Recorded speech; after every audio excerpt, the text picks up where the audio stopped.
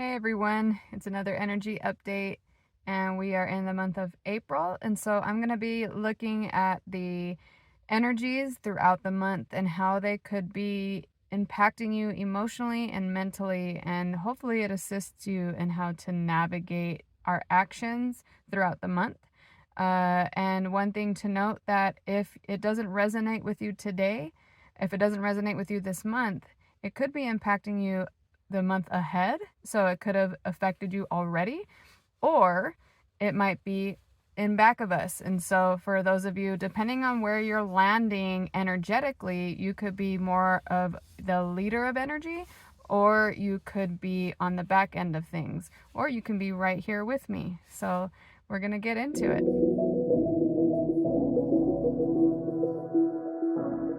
So I want to first check in and see how you all did throughout March.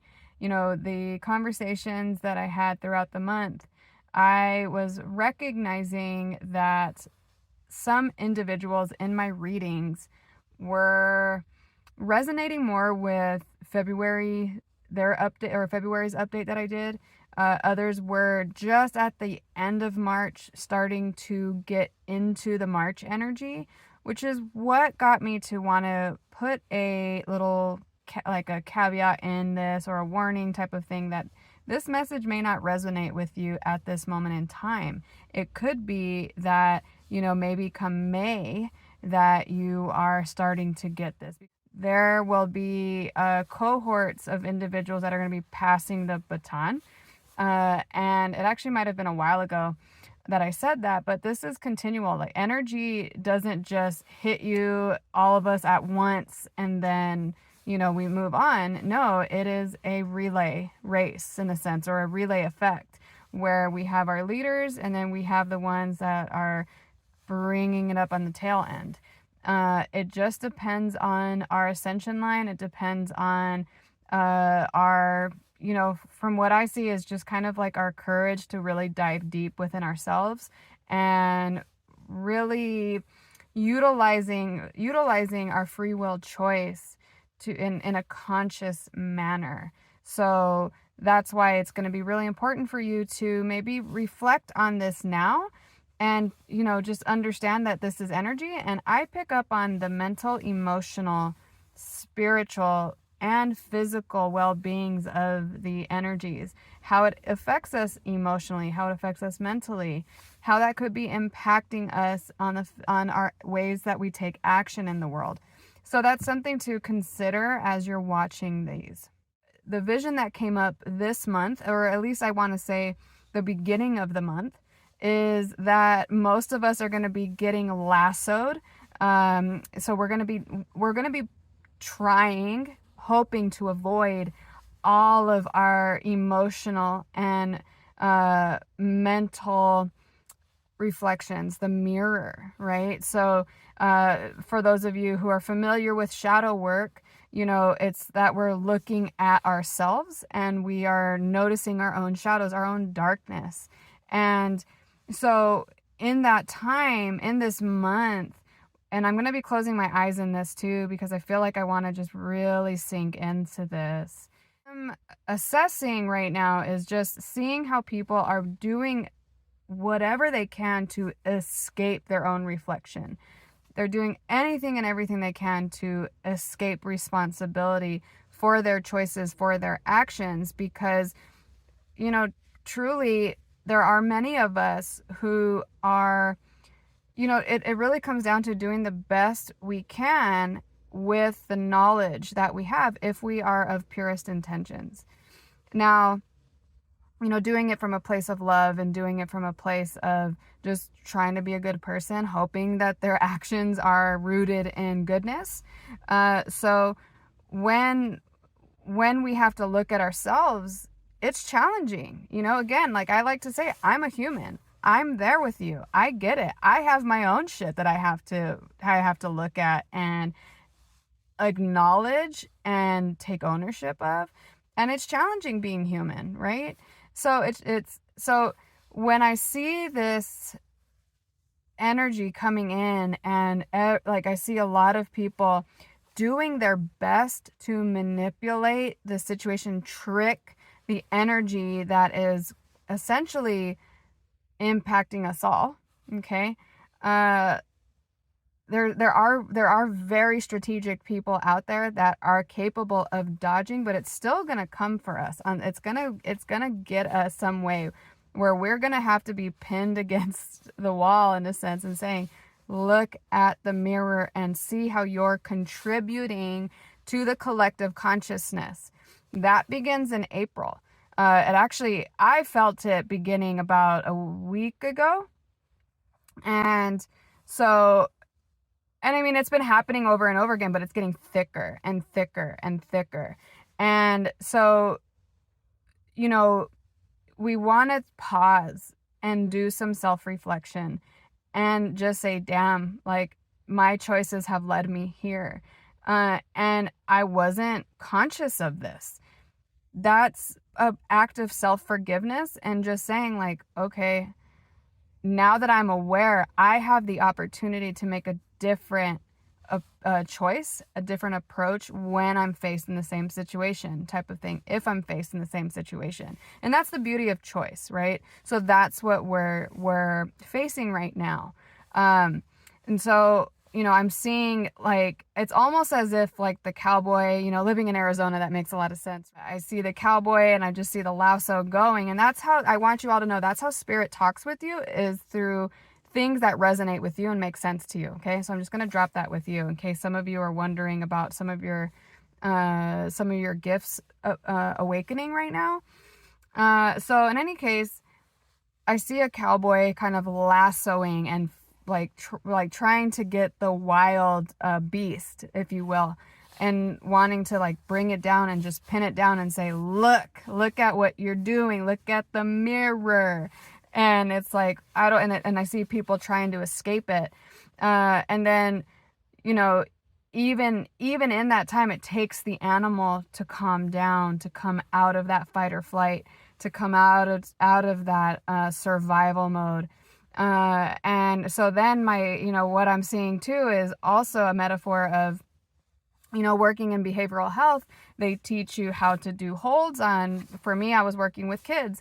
And so you work, you hold on and you wait for the kid to calm down, and you just wait and you wait and you wait until they're calm. And then you can have a really cathartic experience. You can have a good, deep conversation once we're not responding from feeling attacked.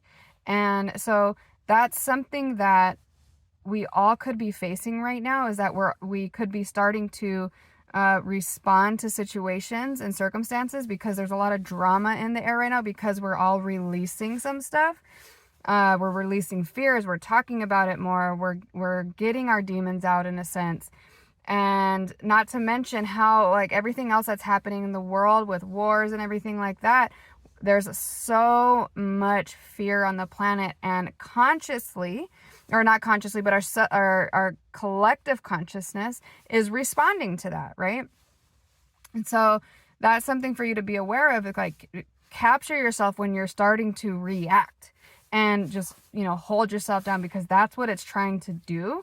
And so you can assist it and smooth out the process by just pausing and saying, okay, I'm reacting right now and this isn't healthy for me. So I need to exit, or ask the person like, please leave, or something like that. Like, we all have to have our own, ways of calming down situations, right? Is something that came in as a phrase that I heard was, we will be pretty much reckoned with facing the true self. We're gonna have to be like, I just keep seeing like a force of like, kind of what I was displaying earlier is like, look at the true self. And the true self has both polarities, right? We have both negative, or not negative, I just want to say it's like it's the darkness within us, and we have the positive, we have the light within us, right? And so in this mirror, you're gonna see that, those that are good intention, or that have a pure heart, of in a sense of like, I want to do this out of love. I want to do things out of respect for people or of myself. Like, I'm really trying, doing the hard work, to be a better person, to contribute to society in a healthy way. We still have our darkness, and that's what the mirror is to see both sides. Like, you can be both. Everybody can, and it's your choice that's deciding on how you are navigating this experience. And so as we look at the news, or we look at things and we notice that there are wars going on, right?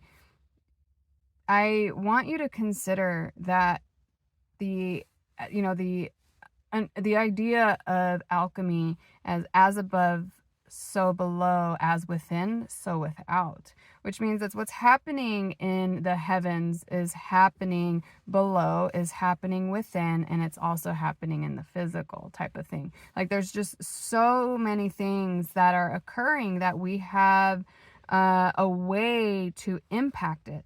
And so consider that you're at war with yourself. I can call myself out and say, like, I know I have been. Okay. We have these tug of wars of, like, how we want things to be, but I like what I see with people is like, I don't know what to do.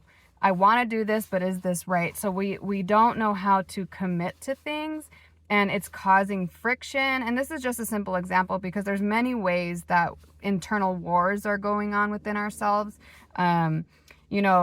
I want to be better. I know myself to be better, but yet I'm still acting like this.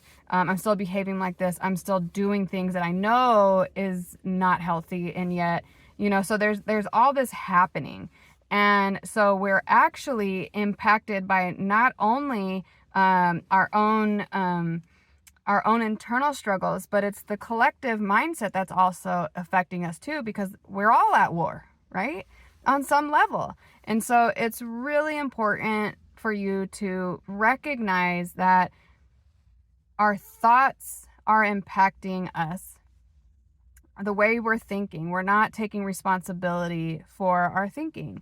And so when we bring it back in and we start assessing with our morals, our values, our ethics, and saying, like, are these thoughts in resonant with how I want to behave in this world, how I want to be in this world, how I want to exist, we have to really start practicing committing to that. And, that's on so many different levels and layers to this, but we can mitigate things by starting to take a real hard look at the internal struggles and the wars that we're fighting. And so we want to look at, what are we willing to stand up for? What are we wanting to really, like, just find the peace in? What are we willing to compromise? Like, we got to look at certain things. And sometimes we can act very impulsively, but sometimes we can shy away from it and not even want to respond. So doing our best is not always the best way of saying, like, well, I'm doing my best, because sometimes that's avoidance, right? No, we gotta put the work in. And we also gotta take some time for grace for ourselves and compassion.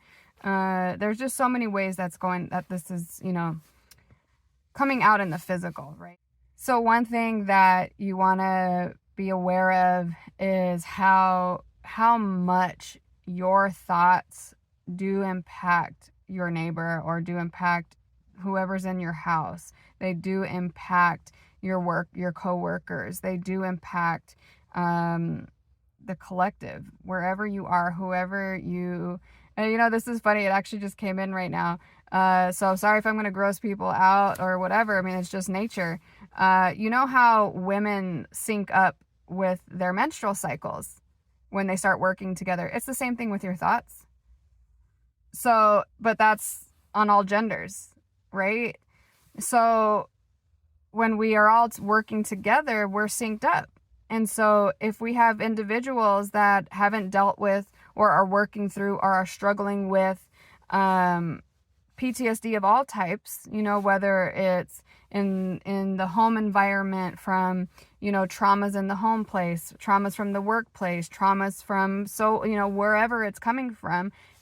Because of that, it's kind of like you want to think of it as, again, the menstrual cycle. Like, we're all impacting each other. And I have been around enough women when we're all synced up, we're all like, dang it, like who started the chain? You know what I mean? So it can be fun until it's not fun, right?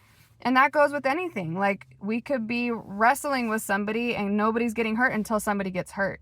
And that's just because I'm coming from a mom standpoint, and that is a simple, way of explaining some things, but that might have come out of left field. But anyways, the other thing that has come up over the course of the month, and I even want to say like maybe even the end of February into March, was this really thick energy that looked like swamp water. So many thoughts. There's so many pieces of us, the fragmented parts of us that are going with this, that some people are feeling like they're dying. Some people are, and a lot of it is that we're so seducted by our thoughts, that we're not even thinking that they're thoughts. We're identifying with it. And we have to be very conscious of, is this mine? Is this really how I feel? Or is this just a thought, and will this pass? We don't have to act on it. Okay? So that's what's going to be really important in this next month, is to really assess, are these thoughts mine? I did a video on this a few years ago, when I first tried to put myself out there. I even wrote a blog a few years ago on a Great Awakening. So if you go to my website, sacredpathtransitions.com, you can read a blog on this, about the Greatest Awakening, and how there is going to be this mist that moves in and starts pulling away at our veils. So I encourage you all to go to that and read it and see if it helps. Even with the 2024 blog that I wrote, it could assist in understanding this. So I'm going to leave this all with you, and just understand that April is really going to get us to look at ourselves for this ascension, for this process and moving forward. As I mentioned in March, the light bearer holding it and saying, I am the light. I am the way. I am the hero of my journey. These individuals can walk with me, or they fall down and they go on their own way. And so that's what we're moving into. And really sit with what you're being shown and practice self-forgiveness, because that is a big part of it. The majority of us who are doing this for good intentions, or wanting to be a good intended person and doing things to their best ability with what they're given, I want to say, have grace, give yourself space, and understand that you are doing something by just becoming aware of yourself. So I'm going to leave that all with you. Blessings. Take care.